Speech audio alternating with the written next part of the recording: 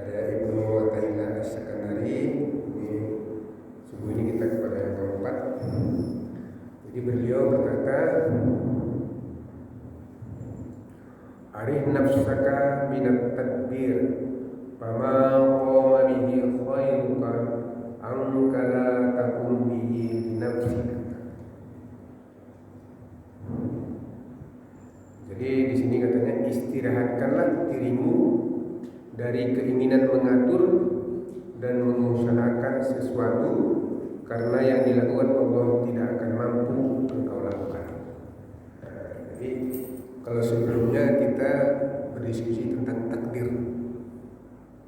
Ini takdir ini kemarin kita diskusikan bahwa usaha, doa dan sebagainya itu tidak mampu untuk merobek kalau sebenarnya sesuatu itu sudah ditakdirkan oleh Allah SWT. Nah di sini kita hari ini mendiskusikan tadbir. Kalau kemarin takdir, ini takdir. Takdir itu merancang sesuatu, merencanakan sesuatu. Jadi katanya di sini istirahatkanlah dirimu untuk merancang. Sebagian ulama mengatakan melapangkan.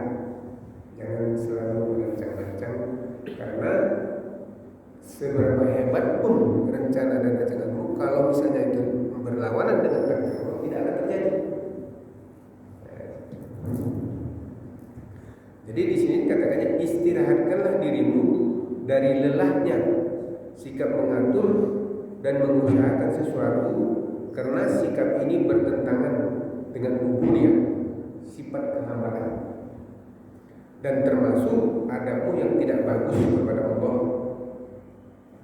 Jadi ada adab kita yang tidak bagus kepada Allah adalah perkataan kita, jika aku tidak melakukan ini, maka tidak akan terjadi seperti ini. Ketahuilah bahwa Allah adalah pengatur segala sesuatu yang terjadi tidak atas ketentuan dan takdir Allah Subhanahu wa Ta'ala. Jadi kita kan selalu mengatakan, saya kalau tak ini tidak terjadi ini. Saya kalau melakukan seperti ini, dia tidak akan berhasil. Nah itu sebenarnya itu perkataan yang tidak beradab kepada Allah. Karena sesungguhnya sesuatu yang terjadi itu adalah ditakdirkan oleh Allah Subhanahu wa Ta'ala. Bahwa orang mengatakan sering meyakini bahwa daun yang jatuh itu semua dengan seperti Allah. Jadi adalah kurang beradab katanya kepada Allah bila kita mengatakan, kalau saya tidak melakukan ini maka tidak akan terjadi. Nah, segala yang diatur oleh Allah tidak akan bisa kau atur. Sesungguhnya engkau tidak akan mampu mengatur apa-apa yang telah diatur oleh Allah. Adapun sikap mengatur yang mengusahakan yang diiringi dengan kepasrahan kepada Zat yang Maha Mengatur, maka hal itu tidak apa-apa. Rasulullah bersabda, sikap mengatur adalah separuh dari pendapatan. Jadi walaupun dikatakan kita suruh istirahat, tidak usah mengatur, tapi ada apa? Jadi rancangan itu katanya ada dua. Ada rancangan yang dicela oleh Allah, ada rancangan yang dipuji oleh Allah SWT. Jadi kalau bisa, tentunya kita ingin berharap rancangan itu sesuatu yang dipuji oleh Allah SWT. Nah, tapi di sini selalu diingatkan agar kita selalu lapangkan ini bahasa kita apa ya, santai lah gitu ya. Santai lah, jangan terlalu serius sekali untuk merencanakan sesuatu yang sesungguhnya itu tidak akan terjadi kalau misalnya berlawanan dengan takdir Allah. Kenapa? Karena memang setiap makhluk yang diciptakan Tuhan itu sudah dirancang seperti apa kondisinya. Nah, di sini dikatakannya ada rancangan yang dipuji, ada rancangan yang dicela. Siapa yang memujinya? Yang memuji yang Allah Subhanahu wa Ta'ala. Nah, coba kita pelajari di sini apa rancangan yang dipuji. Jadi yang rancangan yang dipuji itu tentunya rancangan yang ada insya Allah yang terakhir.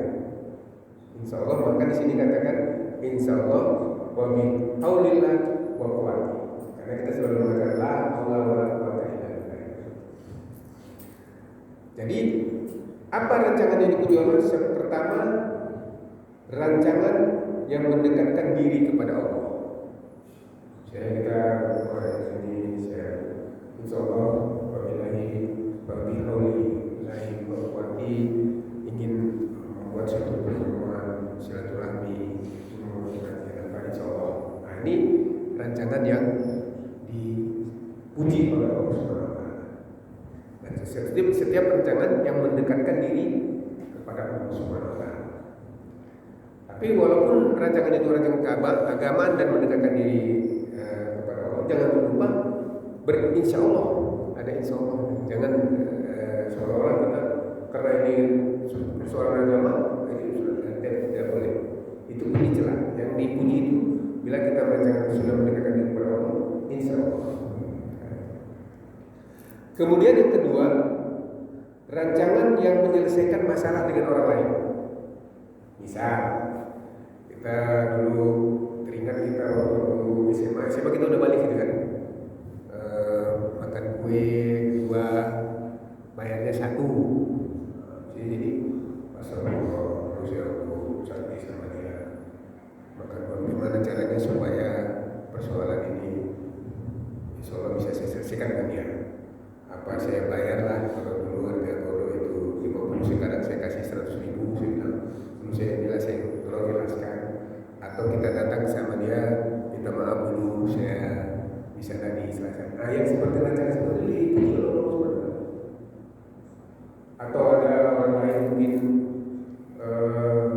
kita sebut ya, kita berusaha apa ya, bagaimana caranya supaya saya bisa meminta maaf. Kalau tidak nanti itu jadi persoalan terus kan. Apalagi barang yang kita ambil dia punya. Sedangkan yang kita ucapkan aja kita bergibah saja kan. Kalau dia ada pada kita datang sama. Walaupun ada kata Rasulullah, kalau misalnya kita kasih tahu sebenarnya dibunuhnya kita ada boleh itu. Biarkan aja lah kita minta ampun kepada Allah Subhanahu wa Ta'ala. Itu terlalu berat mungkin. Tapi kalau misalnya ada permasalahan yang bisa, kita selalu berusaha merencanakan bagaimana caranya supaya saya bisa menyelesaikan persoalan ini. Kenapa saya? Nah, itu bagus. Itu rencana yang dipuji oleh Allah Subhanahu wa Ta'ala. Kemudian yang ketiga, rencana yang menjauhkan kita dari hawa nafsu. Misalnya ada pertemuan yang mengundang kita untuk minum, berjudi. Nah, kita berencana bagaimana caranya supaya saya tidak bisa hadir ini. Ini. Atau bagaimana caranya supaya rencana ini tidak jadi di sini, kita pindahkan sini. Jadi kan ada rencana setan gitu. Kita kerjain lah apa ini supaya bagaimana supaya dia bisa minum, rencana dengan kawan-kawan bagaimana kita mengambil barang sana mencuri apa. Nah, kita membuat suatu strategi rancangan sehingga sesuatu itu gagal. Kalau ini insya Allah nanti ini tidak akan terjadi. Nah, itu termasuk rencana atau rancangan yang dipuji oleh Allah Subhanahu wa Ta'ala. Jadi banyak itu ya rencana-rencana yang mungkin karena kita berteman apa saja, ngajak minum-minum, ngajak melaksanakan hal-hal yang dilalaikan oleh Allah Subhanahu wa Ta'ala. Itu kita rencanakan bagaimana untuk menghindari. Kemudian yang kedua, merancang untuk menghasilkan dunia untuk akhirat. Jadi di sini kita merancang, misalnya kita merancang bagaimana caranya kita bisnis mendapatkan duit yang banyak, tapi nanti untuk pergi haji. Jadi merancang di sini supaya nanti saya bisa bersedekah. Saya ingin bangun rela masjid ini nanti, saya usahakan bisnis ini, saya jual ini nanti keuntungannya sekian. Nah, itu termasuk rancangan-rancangan yang dipuji oleh Allah SWT. Tapi jangan lupa berinsya Allah. Jadi insya Allah, bahkan ini ada kata disarankan insyaallah wa bi aulillah wa quwwati. Jadi tidak hanya insyaallah. Jadi insyaallah dengan daya dan upaya dan kekuatan Allah Subhanahu wa taala. Karena kita selalu mengatakan la haula wala quwwata illa billah. Jadi tidak apa-apa kita merencanakan usaha apa dan sebagainya, tapi tujuannya adalah untuk akhirat. Pergi haji, membangun masjid, bersedekah, membangun pesantren, apa dan sebagainya. Nah, kemudian yang kelima, mengatur jihad, bisa berjuang. Ini sekarang ini biasanya kalau Nabi dulu kan mau perang ada kan mengatur siasat. Ini yang anggota panah ada di sini, ini di sini. Kalau kita jihadnya itu mungkin yang nomor empat tadi lah, kita merancang misalnya kalau berjihad kita mungkin sekarang. Tapi kalau misalnya ada kita merancang bagaimana caranya kita sudah berjihad supaya kita bisa menang saat. Nah itu yang kedua. Jadi kita membuat strategi-strategi. Rasulullah sudah menunjukkan dalam perang apa ini di sini yang semua peperangan dirancang oleh Allah. Kemudian yang keenam, ada rancangan dunia untuk bersenang-senang, tapi tujuannya untuk lebih bersyukur. Jadi misalnya gini, kita bikin makan-makan lah. Ini makan beli kambing, makan orang makan ini rasanya alhamdulillah. Itu bersyukur kita kepada Allah Subhanahu wa taala. Itu boleh. Bukan makan untuk jalan, tapi untuk bermakan. Jadi ada ceritanya nih sahabat Rasulullah.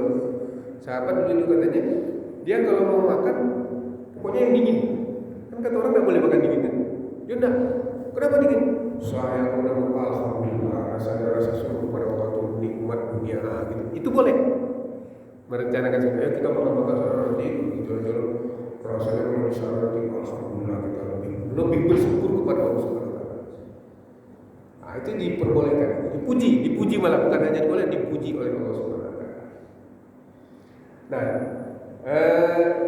rancangan-rancangan ini yang kita buat dengan tujuan kepada Allah ini misalnya tidak terjadi karena kita berinsyaallah wa bi haulillah wa quwwati, karena ini tergantung pada kalau Allah mentakdirkan.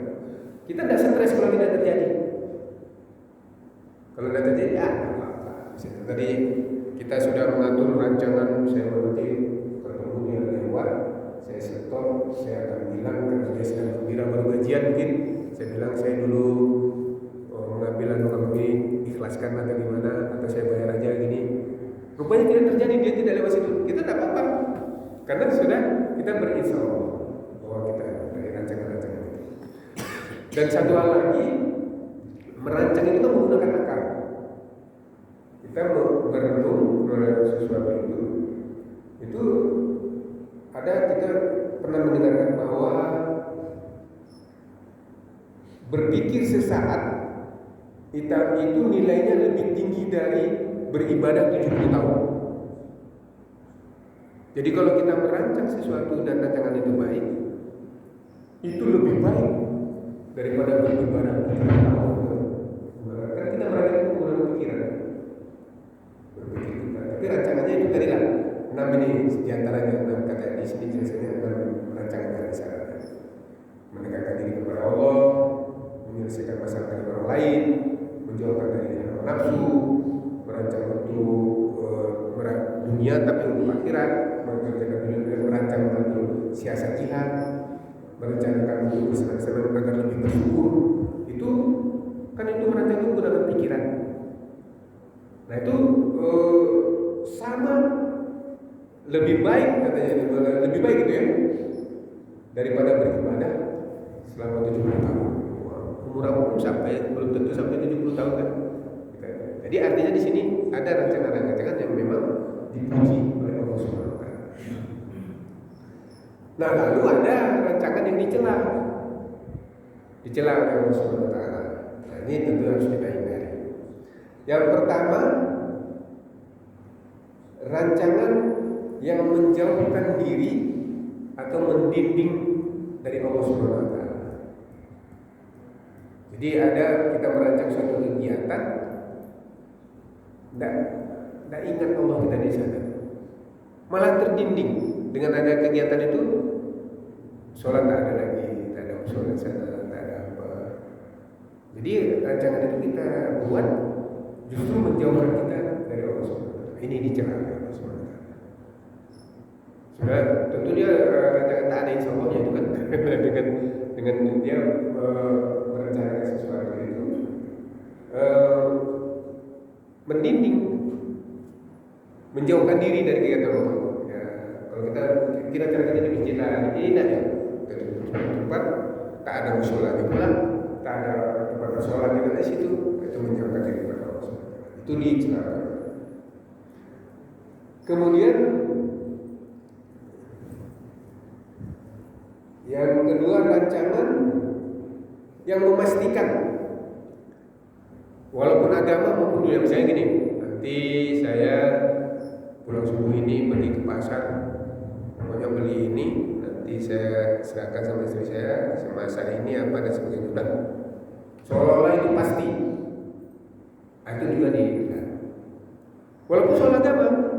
Misalnya saya nanti di zuhur, saya zuhur di Masjid Agung, sudah itu saya dengar ceramah, itu nanti saya bersilaturahmi apa dan sebagainya. Lalu saya pulang nanti mampir dulu tempat kawan silaturahmi, apa saya bersedekah, itu kan agama kan. Tapi kita seolah-olah memastikan tak ada insya Allah. Itu juga dicela Allah SWT. Padahal rencana sedang agama. Jadi sedang rencana agama aja, itu tidak boleh kita memastikan. Jadi kalau misalnya nanti kita ikut ceramah, insya Allah saya akan ada nanti. Apalagi kalau ditambah tadi, insya Allah wa bi'aunillah wa quwwati. Jadi kita harus jangan lupa untuk selalu. Nah kemudian yang keempat, rancangan yang ketiga dulu ya, jadi 2, 3, rancangan sesuatu yang menyia-nyiakan kewajiban. Ini biasanya kalau orang namanya rapat, apa zuhur lewat, asar lewat, kewajiban selesai. Nanti ada orang meninggal, itu kan kita wajib ikut bukannya sibuknya karena pekerjaan, kita kan tersia-sia. Dia merencanakan suatu kegiatan yang menyia-nyiakan mendekatkan diri kepada Allah Subhanahu wa taala. Menyia-nyiakan kewajibannya. Sholat wajib. Kemudian kalau ada orang meninggal misalnya bertanya membukakannya itu walaupun itu fardu kifayah. Tidak ada yang melakukan. Dia bikin kegiatan justru menghindari menyia-nyiakan kewajiban itu sesuatu yang dicela. Yang keempat, rancangan dunia untuk dunia. Nah, kalau tadi kan dunia dan untuk akhirat itu dipuji Allah. Ini enggak. Dia rancangan saya nanti mau beli setelah saya jual ini, saya mau bangun rumah mewah apa, pokoknya itu dunia aja. Apalagi untuk kemaksiatan, saya bangun nanti tempat rekreasi, orang-orang bisa mengaji. Jadi tidak dia merancang dunia untuk dunia. Nah, tidak ada untuk terlintas bagi dia untuk akhiratnya. Itu dia dicela oleh Allah Subhanahu wa taala. Kemudian yang kelima, merancang urusan dunia dengan melupakan Allah. Kalau tadi dia merancang itu menyia-nyiakan kewajiban. Kalau ini memang udah asli dia melupakan Allah. Jadi merancang suatu kegiatan itu tidak ada dia ini waktu sholatnya kapan nanti, ini waktu akunya seperti apa dirancang. Nanti kalau sudah jam sekian apa dan sebagainya tak ada. Itu rancangan yang melupakan kegiatan Allah. Ini juga salah satu rancangan yang dicela. Yang keenam, ini merancang maksiat. Ini sudah jelas ini ya. Merancang maksiat, tapi merancang maksiat ini dia dimaksudkan ini merancang sesuatu untuk dipuji-puji orang. Walaupun persoalan agama, walaupun persoalan dunia. Misalnya saya ini kan supaya nanti ditengok orang, dipuji orang, mantap apa itu dicela. Para walaupun isi videonya tentang keramat, tapi maksud saya membuat itu supaya dipuji orang.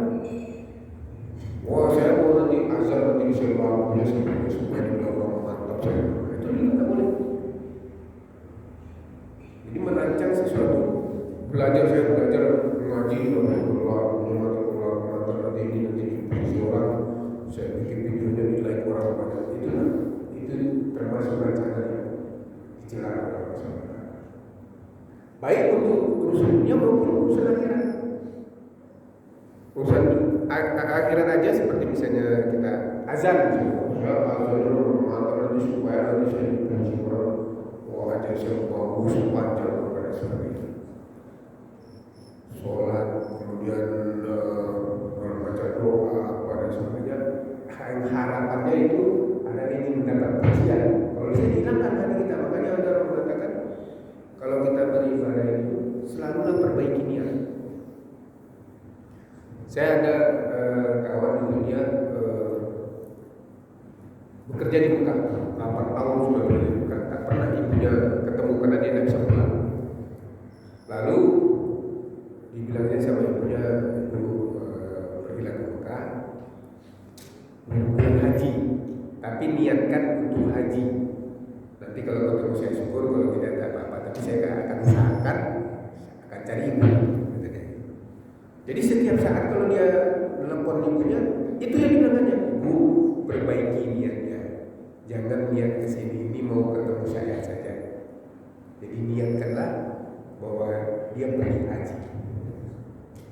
Nah kita pun dalam keseharian bisa saja niat kita mungkin saudara saya nanti pagi-pagi bisa ngobrol saya itu harus kita perbaiki dia supaya niat kita itu lurus. Jangan niat kita itu yang lain. Misalnya kita melakukan amal misalnya mengaji sudah bagus, kita perbaiki. Ya Allah, sebenarnya niat saya adalah supaya saya lebih memahami, saya lebih senang membaca Quran karena lagunya saya sudah bagus. Azan ini saya supaya orang lebih bukan ingin mendapat pujian, ini perbaiki niat kita agar apa yang kita rancang itu jangan dicela oleh orang lain. Jadi di sini maksudnya itu merancang segala sesuatu yang dapat pujian. Nah ini ada 6 yang dipuji, yang dicela. Nah kenapa yang dicela ini, apa risikonya? Sama dengan yang tadi, bahwa kita merancang itu menggunakan akal, dan akal ini adalah indera yang paling abdol, yang paling bermanfaat di antara bagian tubuh kita. Akal ini, orang kalau misalnya dia gagah, cantik, tinggi, putih, kalau ada akal, mata dibanding akal mana yang lebih? Tentu akal. Kalau dia matanya melolot tapi akalnya tidak ada, berarti itu tidak ada gunanya. Makanya akal ini harus kita gunakan. Nah, bila kita merancang sesuatu yang dicela oleh Allah Subhanahu wa taala, berarti kita termasuk kepada kufur nikmat akal. Nah, kufur nikmat ini tidak mensyukuri, ada disebut dalam Al-Quran, bila kamu tidak bersyukur maka azab. Jadi katanya dengan kita selalu merancang sesuatu yang dicela oleh Allah ini, maka kualitas akal itu akan menurun kualitas akalnya. Nah kalau kualitas akalnya menurun, dia tidak bisa lagi melaksanakan sesuatu yang bermanfaat, sesuatu yang dia berbuat dosa, santai aja dia, karena akalnya sudah menurun. Nah, itu risiko. Makanya jangan sampai kita selalu merencanakan sesuatu yang sesungguhnya rancangan itu dicela oleh Allah Subhanahu wa taala. Kalau itu terjadi, maka kualitas akal kita bisa jadi kemampuan akalnya. Makanya kalau kita lihat ada orang makin tua biasa aja dia, pemikirannya itu mantap aja terus. Ada orang menurun,